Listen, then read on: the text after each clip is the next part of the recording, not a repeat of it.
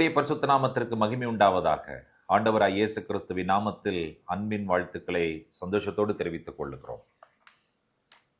கர்த்தர், அவரோடு நீங்கள் நெருக்கமான உறவு தொடர்பு வைக்கும் பொழுது அவர் ஒரு விஷயத்தை சொல்லுவார். ஆனால் அது இருக்கவே இருக்காது. அதை நாம் நம்ப வேண்டும், அதை தான் நாம் விசுவாசிக்க வேண்டும். நியாயாதிபதிகளின் புஸ்தகம் 6ஆம் அதிகாரத்தில் கர்த்தர் ஒரு மனிதனை சந்திக்கிறார். அவனை ஆண்டவர் அட்ரஸ் பண்றாரு பாருங்க. 12வது வசனத்துல, கர்த்தருடைய தூதனானவர் அவனுக்கு தரிசனமாகி, பராக்கிரமசாலியே, கர்த்தர் உன்னோடே இருக்கிறார் என்றார். கர்த்தர் எப்படி அட்ரஸ் பண்ணார்? பராக்கிரமசாலி. யாரை பார்த்து அட்ரஸ் பண்ணார்? அவன் சொல்றான், அவனே பயந்து போய் ஒரு கோதுமை அந்த போரடிக்கிற அந்த விஷயத்துக்கு ஒரு ஆலைக்கு சமீபமாய் வந்து பார்த்தீங்கன்னு சொன்னோம், ஒளிந்து கொண்டு, மீதியானியர்களுக்கு ஒளிந்து கொண்டு, அவர்கள் எங்கே வந்து இந்த கோதுமையை அறுத்து கொண்டு போய்விட்டால் நாம் பசியில செத்து விடுவோமா என்கிற எண்ணத்தோடு கூட ஒளிந்து மறைந்து பயந்து போய் போரடித்து கொண்டிருக்கிறான்.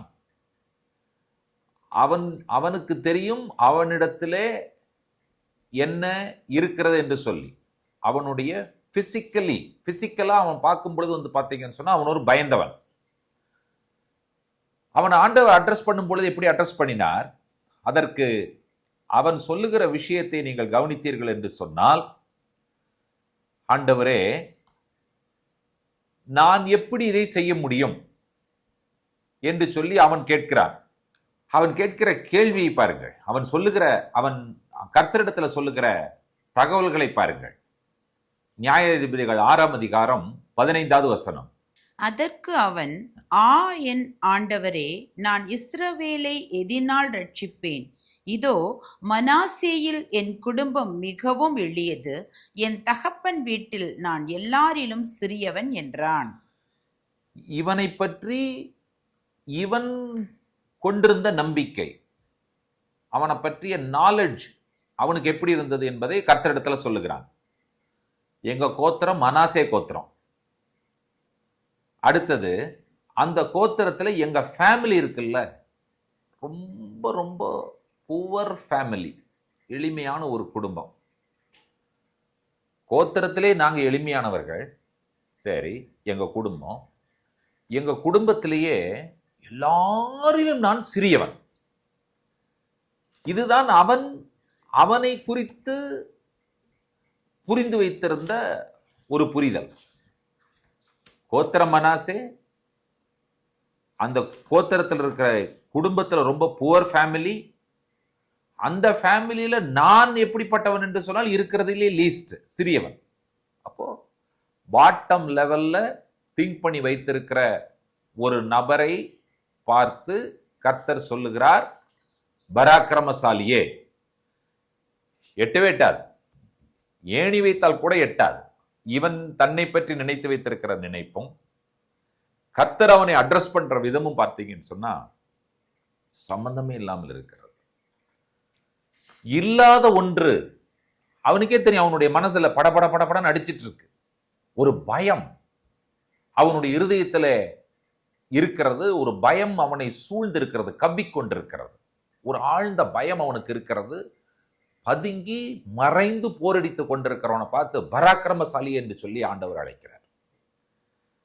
இப்ப நாம் எதை விசுவாசிக்க வேண்டும் என்று சொன்னால், என்னிடத்தில் இல்லாத ஒன்றை கர்த்தர் சொல்லும் பொழுது இருப்பதை போல நான் விசுவாசிக்க வேண்டும். கர்த்தர் சொல்லுகிறார், ஒரே மனுஷனை முறியடிப்பது போல நீ மீதியானியர் முழுவதையும் முறியடிப்பாய். அதாவது 1 on 1 சண்டை போடும் பொழுது நீ ஒருத்தனை முறியடிக்கிறது எவ்வளவு சுலபமோ அதே போல நீ ஒரே மனிதனாய் என்ன செய்வாய் என்று சொன்னால், முழு மீதியானியர்களையும் முறியடிக்கக்கூடிய அந்த வல்லமை உன்னிடத்தில் இருக்கிறது. நீ யார் என்று சொன்னால், நீ பராக்கிரமசாலி என்று சொல்லி கர்த்தர் அவனை அட்ரஸ் பண்ணி அழைக்கிறார். இன்றைக்கும் கர்த்தர் நீங்கள் நினைத்து பார்க்க முடியாத உங்களுடைய எண்ணத்தில் இல்லாத, உங்களுடைய சிந்தனையில் இல்லாத, உங்களுடைய கற்பனைக்கும் எட்டாத சில விஷயங்களை வைத்து கர்த்தர் உங்களை அழைக்க விரும்புகிறார். அந்த இடத்திற்கு, அந்த உயரத்திற்கு கர்த்தர் உங்களை கொண்டு போக விரும்புகிறார். உங்களுடைய எண்ணம் தாழ்வு மனப்பான்மை. அந்த தாழ்வு மனப்பான்மையில் இருக்கிறதான உங்களை கர்த்தர் பார்த்து அழைக்கிறார். இல்லை, நீ உயரத்திற்கு செல்ல வேண்டியவன், உன்னை கொண்டு பல காரியங்களை செய்வதற்கு நான் ஆயத்தமாக இருக்கிறேன் என்று சொல்லி கர்த்தர் அழைக்கும் பொழுது, கிதியோனுக்கு தேவைப்பட்டது என்னவென்று சொன்னால், கர்த்தர் அழைத்த அந்த வார்த்தையின் மேல் விசுவாசம் வைப்பதுதான் கிதியோனுடைய தேவையா இருந்தது. நீ உடனே எடுத்து ராணுவ ட்ரெஸ்ஸை மாட்டிக்கொண்டு 4 கத்தியை கையில பிடிச்சிட்டு போய் சண்டை போடு, அந்த விசுவாசம் அப்படி தேவையில்லை.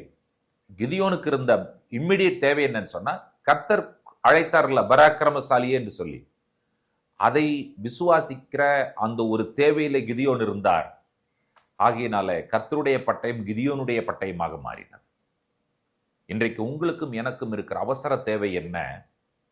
என்னில் என்ன இல்லையோ அதை கர்த்தர் சொல்லுகிறார். இல்லப்பா, உங்ககிட்ட இருக்குன்னு சொல்லி ஆண்டவர் சொன்னாருன்னு சொன்னா டவுட் பண்ணக்கூடாது. அதை நாம் விசுவாசிக்க வேண்டும். உன்னால் பெரிய காரியங்களை செய்ய முடியும். உன்னை கொண்டு மகத்துவமான காரியங்களை நான் செய்ய போகிறேன். உன்னை கொண்டு இந்த பூமியின் அஸ்திபாரங்களை அசைக்க போகிறேன். ஒரு பெரிய ஆசீர்வாதத்தை குடும்பங்களுக்கும் சபைக்கும் சமுதாயத்திற்கும் தேசத்திற்கும் உன்னை கொண்டு வரப்போகிறேன் என்கிற காரியங்கள் எல்லாம் கர்த்தர் உங்களை குறித்து வெளிப்படுத்தினால், நீங்க நினைக்கலாம், எங்கேயோ ஒரு மூலையில் இருக்கிற நான், எனக்கு படிப்பு இருக்கா, எனக்கு அறிவு இருக்கா, மற்றவர்கள் சொல்லுவதை போல எனக்கு ஏதாவது இருக்கா என்கிற ஒரு கேள்வியை நீங்களே கேட்டுக்கொண்டிருப்பீர்கள் என்று சொன்னால், கர்த்தர் உங்களை பார்த்து பராக்கிரமசாலியே என்று அழைக்கிற வார்த்தைகளை நீங்கள் விசுவாசிக்காமல் இருப்பீர்கள் என்று சொன்னார். இந்த விசுவாச பயணத்திலே உங்களால் கர்த்தரால் நீங்கள் பயன்படுத்தப்படுவதற்கு வாய்ப்பே இல்லை. கர்த்தர் உங்களை பயன்படுத்த வேண்டும் என்று விரும்புகிறீர்களா? கிதியோனை போல பராக்கிரமசாலியே என்று கர்த்தர் கிதியோனை பார்த்து அழைத்த பொழுது அவன் பல காரணங்களை சொன்னாலும் கடைசியில் அந்த வார்த்தைகளை விசுவாசித்தான். கர்த்தர் கிதியோனுக்கு ஒரு பெரிய வெற்றியை கொடுத்தார். நியாயாதிபதிகளின் புஸ்தகத்திலே மிக முக்கியமான இடத்தை கிதியோன் பெற்றுக்கொண்டார் என்பதை நீங்களும் நானும் மறுக்கவே முடியாது. அதற்கு காரணம், அவனில் இல்லாத ஒன்றை கர்த்தர் அழைத்த பொழுது அவன் அதை சந்தோஷத்தோடு ஏற்றுக்கொண்டான், அதை விசுவாசித்தான். உங்களிலும் என்னிலும் இல்லாத ஒன்றை கர்த்தர் அழைக்கிறார் என்று சொன்னால், கர்த்தர் செய்வேன் என்று சொல்லுகிறார் என்று சொன்னால், சந்தோஷமாய் முழு இருதயத்தோடும் கூட அதை விசுவாசியுங்கள். அப்பொழுது வெற்றி பெறுவீர்கள். வெற்றியும் ஜெயத்தையும் கொடுக்க வேண்டியது கர்த்தர், சுதந்திரிக்க வேண்டியது நீங்களும் நானும். சுதந்திரிப்பதற்கு ஆயத்தமாவோம். ஜெபிப்போம். உன்னதங்களில் வாசமாய் இருக்கிற எங்கள் அன்பின் ஆண்டவரே, இந்த ஆசீர்வதிக்கப்பட்ட பகல் பொழுதையும் உடைய கரத்தில் நாங்கள் அர்ப்பணிக்கிறோம். கர்த்தருடைய ஆவியானவர் எங்களோடு கூட எங்களை தாங்குகிறீர், ஆதரிக்கிறீர், பலப்படுத்துகிறீர், வழி நடத்துகிறதற்காக நாங்கள் நன்றி சொல்லுகிறோம். கோதுமை அடிக்கும் போர்க்களத்திலே ஆண்டவரே ஒளிந்திருந்த கிதியோனை பார்த்து பராக்கிரமசாலியே என்று நீர் அழைத்தீர். அவன் பல காரணங்களை சொன்னாலும் அந்த வார்த்தையை அவன் விசுவாசித்தபடியினாலே ஆண்டவரே, இஸ்ரவேலை நியாயம் விசாரித்த நியாயாதிபதிகளிலே ஒரு மகத்துவமான நியாயாதிபதியாக கிதியோன் விளங்கினார். எங்களை பார்த்தும் நீர் அழைக்கிறீர், எங்களில் இல்லாத ஒன்றை நீர் அழைக்கிறீர், சொல்லுகிறீர். அதை நாங்கள் சந்தோஷமாய் ஏற்றுக்கொள்கிறோம், விசுவாசிக்கிறோம். எங்களையும் இந்த தேசத்திற்கு ஆசீர்வாதம் உள்ளவர்களாக நீர் மாற்ற நீர் உண்மை உள்ளவர், நீர் வல்லமை உள்ள தேவன். இந்த ஜெபத்தில் எங்களோடு இணைந்து ஜெபிக்கிற எல்லா தேவ பிள்ளைகளையும் ஆண்டவரே, உம்முடைய வார்த்தைகளை விசுவாசிக்க அவர்களுக்கு உதவி செய்வீராக. உம்முடைய கிருபையும் இரக்கமும் அனுகிரகமும் ஆசீர்வாதம் என்றென்றும் தங்கியிருக்க வேண்டும் என்று சொல்லி ஒப்புக் கொடுக்கிறோம். துதி கனமகிமை உமக்கே ஏறெடுக்கிறோம். இயேசு கிறிஸ்துவின் வல்லமையுள்ள நாமத்தில் வேண்டிக் கொள்கிறோம் பிதாவே. ஆமேன், ஆமேன். நம்முடைய கர்த்தராகிய இயேசு கிறிஸ்துவின் கிருபையும் பிதாவாகிய தேவனுடைய அன்பும் பரிசுத்த தேவாவியானவருடைய அந்யுன்ய ஐக்கியமும் சிநேகமும் நம்மனைவரோடும் கர்த்தருடைய வருகை பரிந்தும் நீடித்து நிலைத்திருப்பதாக. ஆமேன், ஆமேன். கர்த்தர் தாமே நம்ம ஒவ்வொருவரையும் நிறைவாய் ஆசீர்வதிப்பாராக. ஷலோம்.